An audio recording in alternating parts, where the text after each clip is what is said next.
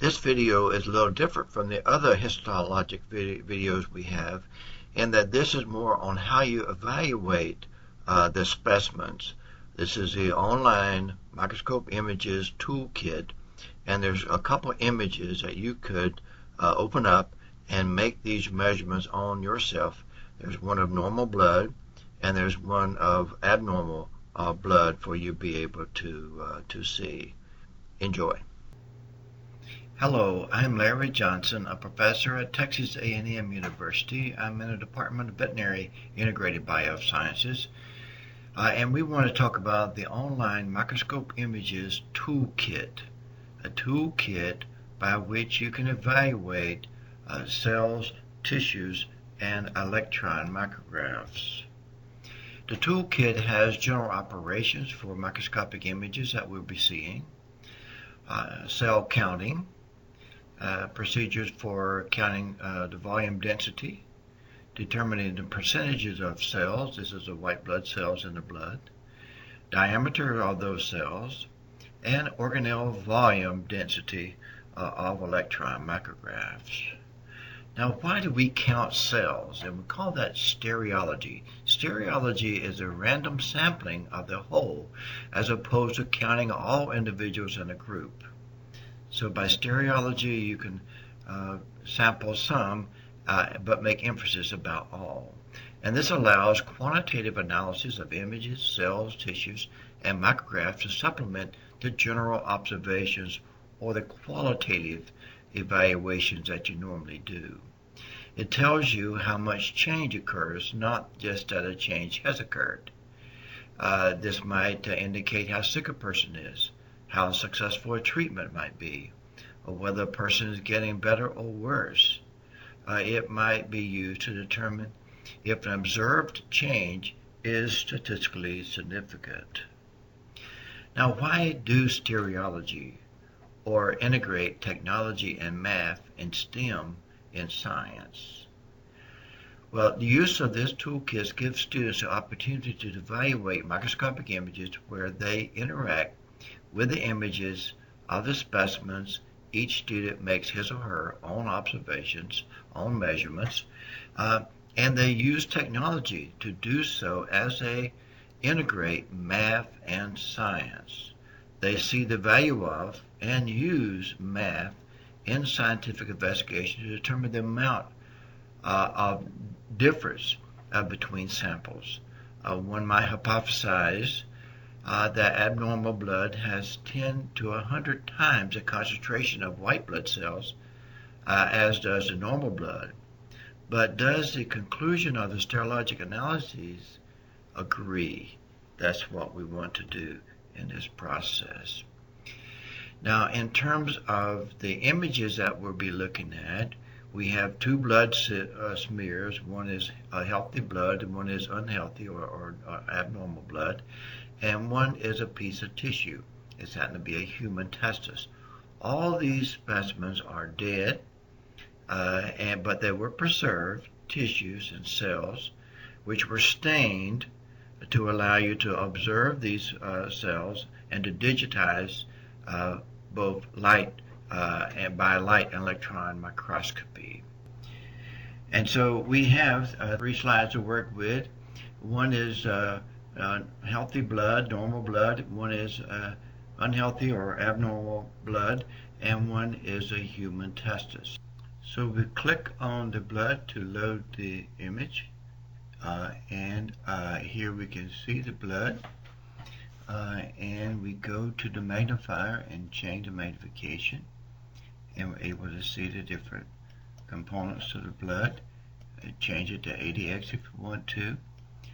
You can move the specimen by clicking and dragging, and you can scroll to change the magnification if you wanted to.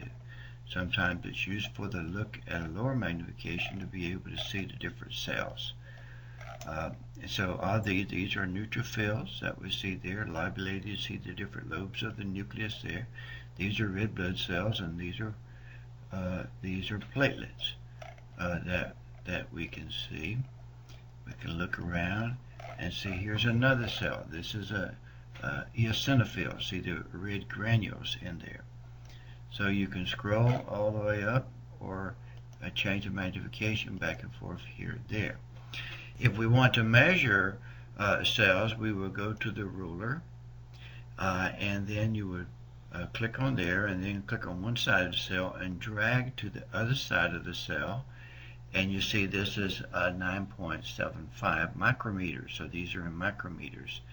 And then if you want to measure another cell, this is a neutrophil, from right here to here, you see that's 8.4.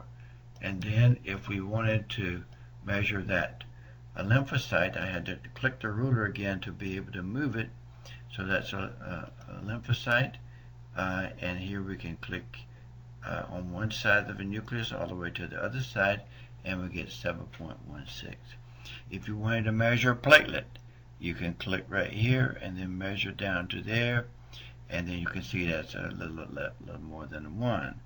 Or it's usually better to click underneath there and go all the way up to there, and you can see again about the size of the platelets. And then if we want to measure red blood cells, start here and go to there, and that will give you the reading. If you want to move it, so you can't move it now, you're just measuring now. So what you do have to do is click it to be able to move it, to change it, or change the magnification, so you can see the different cells that are there. And then we might want to go to the abnormal blood, and we can get the abnormal blood by clicking on here. And when we do that, we can go to the abnormal blood. We can change magnification if you wanted to 40x, even 100x on this particular specimen. And we can move it again. You click and drag. These are the red blood cells, and you see how they're stacked like this. So when you're counting them, you have to count for each one of these, because we can't see individual cells represented. These are some eosinophilic granules, neutrophils, and these are immature neutrophils that should not be in the blood. This is maybe a leukemia patient, but and it should not have these cells in through there, and that's why we call it abnormal. But if you wanted to measure these, you could click on there and measure this guy here. What a whopper! 15 compared to a red blood cell, which would be from here to here. As you can see, this is twice as big as a red blood cell. The neutrophils from here to there, about 8. Lymphocyte from there to there, about 8.6. And so you can measure different cells. Click on here again to allow you to move it or change the magnification. You can see there's lots of blue. So with our counter, you can see those. And then you might want to look at tissue. So here's a piece of tissue. This happened to be testicular tissue. So this is just a piece of tissue. And so we can click on 20x magnification, and we can scroll to change magnification, and you see it's a series of tubes. These are seminiferous tubules that produce sperm. And so these are the tubes in through there, and here we can see the little germ cells that give rise to sperm. In between here we have interstitial cells. You can see the cell going through there, more than one. There's multiple cells in through there, but you can see the Leydig cells. Here's this nucleus, nucleolus. This is a blood vessel. These are endothelial cells that surround these, and these are germ cells. These are germ cells of different ages. That's in the seminiferous tubule that we can see there.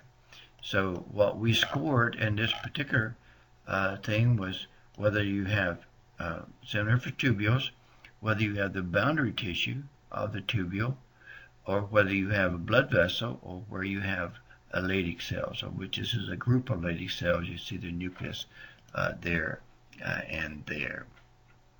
And so if we wanted to make measurements on these cells, we can hit the ruler over there, and you can just measure the nuclei of these cells if you wanted to, or you can measure the entire cell if you wanted to. If you just look at the nucleus, these are the most primitive cells. There are about 9. And then these are the more advanced cells. Here's 10. And then these give rise to these guys. And these are small again, which are 5. And then ultimately, these cells develop to these bullet-shaped cells, which are the sperm that's in the specimen. So the normal blood will be first. You will move the image around. Click and drag will allow you to move the image around. And then to move quickly, you might simply move it diagonally like this to be able to move things around. In terms of our general operations, the first part, you change the magnification by clicking on these magnification bars, either 40 or XE, and you can even use your toolbar to scroll. You can scroll up and down, and that would change the magnification. As the magnification changes, it indicates here on the magnification what magnification that you're seeing. Here we see 5x and 80x, where we can see the more details of the cells. To turn on the ruler tool, you just click on the icon, the ruler clue, and then you place the arrow on one side of the cell, and then you click and drag to the other side, and that will tell you the dimensions, how wide it is, and it tells you in micrometers. And here right under the ruler is where you will be able to get the indication of what that measurement is. To turn off the ruler, you just click it again, and you have to do that to be able to move the specimens around. Another way to evaluate things is to count cells. So what you want to do is print out the box counter transparency, and you place the transparency over your computer screen where the image is below. For the blood smear, you would go to 80x and hold the box counter transparency over your screen while you're doing that. The students do this in a separate for the red blood cells and then for the white blood cells. And you count the number of cells inside each box. So we see the boxes, these are randomly placed boxes. And you include everything, all the cells that are inside there, as well as those that are touching the sides. And that provides a random sampling that represents the whole. Again, stereology, random sampling of a few to represent the whole. You record the number on your sheet and move to a different area. When we're counting red blood cells, they're stacked. And regarding the stacks overlying cells, especially in the abnormal sample, the best we can do is to count the curved lines, that is the edges of the cells in the stack group, to estimate the number of cells. You can't count individual cells because they overlap, and you have to count the edges of the cells. And here you can see when the cells are stacked like this, you have to imagine the boundaries between adjacent cells based on the size of them, and then also little lines that you may be able to see between the cells will indicate that these are multiple cells. So you have to count the various cells to estimate the number of red blood cells. But here we see one white blood cell. This is a eosinophil. This is a neutrophil. These are red blood cells, and these are platelets. So in the normal blood, only one touched the box. In contrast, abnormal blood, 14 white blood cells touch the box. And you can see sometimes a box will touch, more than one box will touch a cell, but you still only count that as one count. You don't count it for both boxes, you just count the cells that are there. And so when we did that with a series of counting, as you see there, we got observations 2 versus 633 red blood cells from the normal blood, but 62 versus this. And that allows you to separate a ratio. So 2 to that would be 0.003 versus 63 divided by 237 is 2 points. And the magnitude of difference is 83 times So, in conclusion, the white blood cells were 83 times more concentrated, because we're counting the numbers of cells, than in the abnormal blood. So abnormal blood on the unhealthy individuals had 83 times more cells. And we can see that there's just more of these blue cells, which are the white blood cells, as opposed to the ones that we see in the normal blood. Another way to estimate a number of cells is use volume density. And so you print out the plus, these are the plus counter on your transparencies, and put it over your computer screen. And then you count the number of crosses that land on the object of interest. So whenever a cross lands on it, that both the x and y axis touches the specimen or overlies the specimen, that's considered a hit. And again, this is a random sampling that represents the whole stereology. So you record the number in the worksheet and then add up the totals. Move to another area. Maybe you have 5 different areas and there's 25 crosses each sheet, 125, and you multiply by 100 to calculate the volume, cell volume density. And repeat that for white blood cells and red blood cells. And here we can see in our crosses, one cross out of 16 here landed on a white blood cell, as opposed to here we had 4 different crosses. Now you don't count that one because it doesn't cross in the middle, but you do count this one, this one, this one, and that one. Those are the ones that you count for the white blood cells. But note that we don't have all 25 in view here. We only have 16, so we can increase the magnification and show you the details of the cells. So when we did that with a series of different counts, which is what you want to do, we came up with these numbers for the volume densities of these, and we calculate the ratios of cells. Very low for normal blood, but unnormal blood is fairly high. And we look at the magnitude of difference, 189 times greater volume was in the abnormal blood. In fact, that's what we conclude, is that white blood cells occupies 189 times more volume in abnormal blood. And you can see it here. They're just a higher density of cells, as well as a total amount of blue. A little bit of blue, a lot of blue over here, and that's brought out in the data that we have. So if you take that volume density, those observations that we made for the white blood cells and the red blood cells, and the total counts we considered, and then we calculated by multiplying the number of cells, the total number of cells, so we can see the volume density of cells in the 99% of normal blood was red blood cells, as opposed to less than 1% was white blood cells. In contrast, unhealthy blood had almost 60% of white blood cells as opposed to 99, so less red blood cells. And for the white blood cells, instead of having less than 1, it had 40%. So a much greater density, volume density, of the white blood cells in the abnormal blood. So do analyses of both cell counts that is used in the boxes and the volume density used in the crosses, concludes similar results, that is the magnitude of difference. And so here you can see where we concluded 83 times more concentrated number of cells and 189 times more volume in the abnormal blood. That's the observations we made. And so if we look at these collectively, we can see that both methods indicated a larger ratio of white blood cells in the abnormal blood.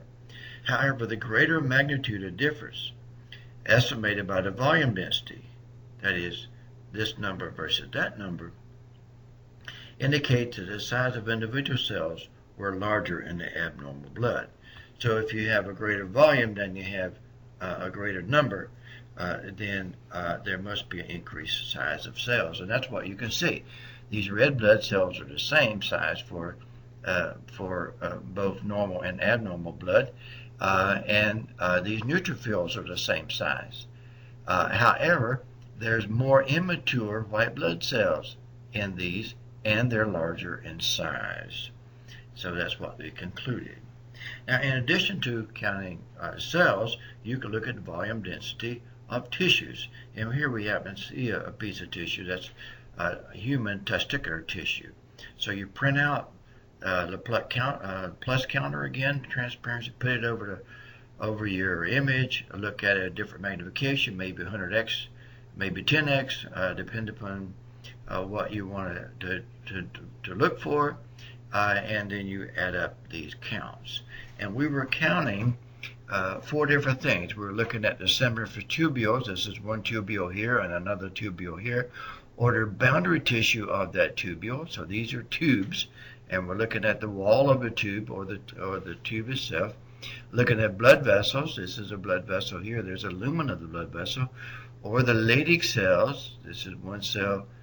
Here, at least one cell, probably more than one. Here's one nucleus and a nucleolus of a cell, another blood vessel, a fibroblast, different cells, and we're looking at those. So you repeat that several times, and then you calculate the percentage of the cells. So here we can see the 25 crosses located over there. 21 landed on seminiferous tubules, either in the lumen or on the side. 2 ended up in boundary tissue, 2 in the Leydig cells, and 1 on a blood vessel. And so when we do that with a series of samples, we get these numbers, and if we put those numbers into calculating the volume density, and we had 5 counts, 25 pluses each, 125, and we can see we had that 83% of the testis is occupied by these tubes, the seminiferous tubules. They're the ones that produce sperm. And then the boundary tissue and Leydig cells are about 10%, and then less than 1% was the blood vessels. So in conclusion, the bulk of the volume of the testis is occupied by seminiferous tubules. Leydig cells and tubular boundary tissue are occupied about 10%, and the low volume of blood vessels in the testis. Now maybe we want to look at percentage of the cells. These are the white blood cells. But first of all, we need to learn how to identify white blood cells. And so these are the names of them. There's a neutrophil, eosinophil for the red granules, basophil for the blue granules, lymphocyte, and monocyte. Those are the different ones. These 3 here have lobulated nucleus. That is, you have different lobes. Okay, so they're about the same size, but one has kind of small granules, one has large orange or red granules, and one has large blue granules. Okay, and then in contrast, we have 2 other cells that are not granulocytes. We have a lymphocyte that's mostly nucleus, not much cytoplasm. And then we have a monocyte that has a horseshoe-shaped nucleus with a fair amount of cytoplasm. So those are cells we need to be able to identify, and I drew them out for you to see. So the first 3 are the granulocytes. You got the neutrophil, or the red granules for the eosinophil, or the blue granules for the basophil, and then you have the lymphocyte, which is mostly just a smaller cell, and it's got just a nucleus, no granules much, and then the monocyte, which has a horseshoe-shaped nucleus and a fair amount of cytoplasm. So these are the names: neutrophil, eosinophil, basophil, lymphocyte, and monocyte. If we look at these at the ultrastructural level to see the organelle content, we can see that neutrophil has smaller granules than you have the eosinophil. Eosinophilic granules are bigger. Granule is a little membrane filled full of enzymes in there. And so you have different enzymes in the neutrophil than in the eosinophil and the basophil. But these are all granules, smaller ones, larger ones than these 2, and then no granules. These are mitochondria in through there. The granularity there is really ribosomes. And then we have monocytes. The monocyte has mostly various organelles and it does have some granularity, but looks more like the neutrophil. But this is other organelles, not granules that you see in the neutrophil. Now, on the samples that we'll be looking at, this is what the neutrophil looks, lighter staining, eosinophil, the basophil looks like you can hardly see the nucleus in there because the granules are over it. Lymphocyte, and there's a nucleus, a little bit of cytoplasm, and a horseshoe-shaped nucleus of the monocyte. And so here's your test. Which one is this one? Which one is this one? You're right, eosinophil. How about this one? Neutrophil. How about this with dark blue granules? Basophils. How about this one with somewhat of a horseshoe-shaped nucleus and some granularity? Monocyte. And lymphocyte with a big nucleus and a little bit of cytoplasm around it. So if we want to calculate a percentage of the cells, we need to open up the blood. It's easier to do it with the normal blood to do there. And we're going to look for these different cells. You would maybe pick about 50 random cells and then classify them as to what type of cell they were. And then you would calculate the percentage of the white blood cells. And then if you need to, hold the images close to you so you can help you be able to identify the different ones. Remember, these are the granulocytes, non-granulocytes, and then the small granules, red granules, blue granules, and then small nucleus, horseshoe-shaped nucleus, and that should help you. When we did that with a series of these, we came up with these values: 46 neutrophils, lymphocytes 8, monocytes 6, eosinophil 2, and the basophil 1. And then when we took those values and divided them by 63, which was a total cell count that we had, we see that 73% of the blood, normal blood, is neutrophils. 12% as lymphocyte is what we found in our sample, and then a less percentages with these other cell types. So neutrophils are the most numerous white blood cells in blood. If we wanted to measure the diameters of cells, we can do this for the white blood cells as well. Each one of these white blood cells, so you can do it for the red blood cells too. You open up the healthy blood image and set the magnification by 80. You click on the ruler indicator, and that will give you the micrometers of how it is. Remember, you put after you click the ruler, you click and drag into there, and that will give you the measurements. You do that for 25 red blood cells, 25 white blood cells, and again, you need to be able to identify the cells. These are the granulocyte here, and these two, monocyte and lymphocyte, in through there. You have to turn off the ruler to be able to move the image to another field. So you observe about 5 or so of each of these. 25 or 50 would be much better. Here we can see where we've done that with the various types of cells, and we can see the average diameter. These are in micrometers, as I mentioned to you. And so the largest cell is a monocyte. The smallest cells are the red blood cells and the lymphocyte. And then the granulocytes are uniformly in the middle. So in conclusions, blood cells vary in size, that is diameters, with the monocyte being the largest and red blood cells and lymphocytes being the smallest. So we can also look at diameter measurements of other cells. Immature red blood cells are known as reticulocytes, and we can see those because they have a blue cytoplasm compared to a pink cytoplasm. Now all these are dead cells and stained cells, and it's blue because it has ribosomes still in it. Ultimately, the ribosomes are removed, and the reticulocyte becomes a red blood cell after it's been released. So it's easier to do this in unhealthy blood. The images are more clear, and there's more reticulocytes in the abnormal blood. So you click on the ruler icon again at the top. Here it is right here, and then you make the measurements by one side, dragging to the other side, and you do that by 25 or so cells. And here we can see this is unhealthy blood. You can see the reticulocytes here and here, more numerous than they are in the normal blood. You can find reticulocytes in the normal blood, but it's more difficult to do so. And then these are red blood cells and red blood cells. So you can do it in the abnormal blood, but it's easier to do in the abnormal blood than it is in the normal blood.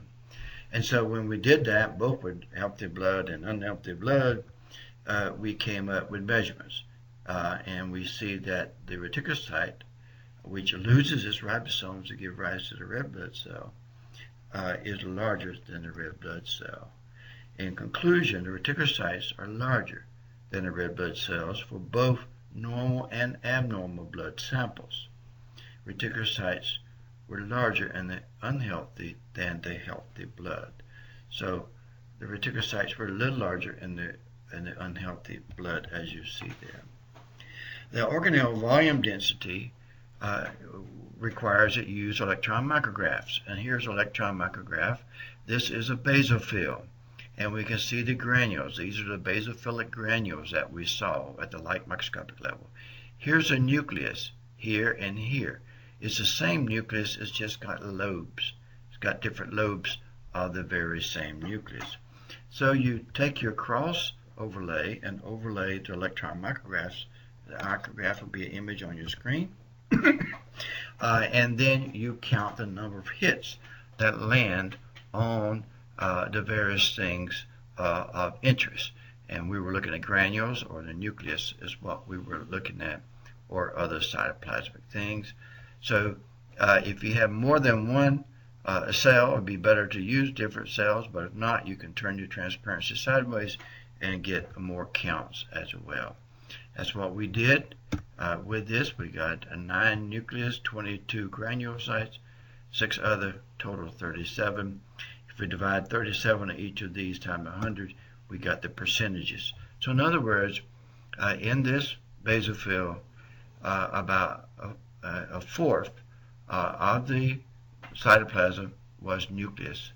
60% was granules. So the bulk of it was granules. And then 16% were other cytoplasmic components. So in conclusion, 1/4 of the cell was nucleus. 60% of the cell was granules. And you can do the same type measurements on these micrographs. These are different micrographs from different types, and you can enlarge it on your field of view, put your crosses on it, and count the various organelles. This is from cartilage, and you can see chondrocytes here. This is from a blood vessel, smooth muscle here, endothelial cell there lining the lumen of the blood vessel.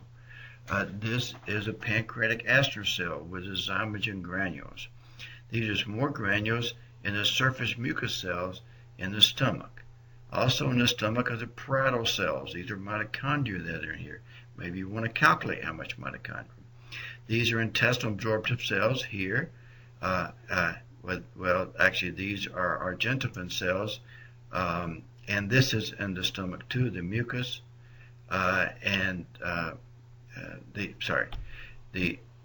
pepsinogen, the chief cells secrete pepsinogen, and then the endoendocrine cells make different types of granules. These are hormones. So this is in the stomach. So we've got 1, 2, 3 stomach, 1, and 2 intestine. This is a surface of intestinal absorptive cell here, and this is a Leydig cell. So we've got 1 intestine and Leydig cells. In our toolkit, we looked at general operations, count cells, volume density, percentage of the cells, diameters, and organelle density. Now, we were talking about the white blood cells, and here we can see the red blood cell and through here, and several white blood cells, and the average sizes of these cells. Our measurements are a little smaller than these, and the percentages. We found that the greatest percentage of the cell was neutrophil, and the next was a lymphocyte, pretty much the same. And these are eosinophils, basophils, lymphocytes, monocytes, and these are neutrophils and red blood cells and platelets there.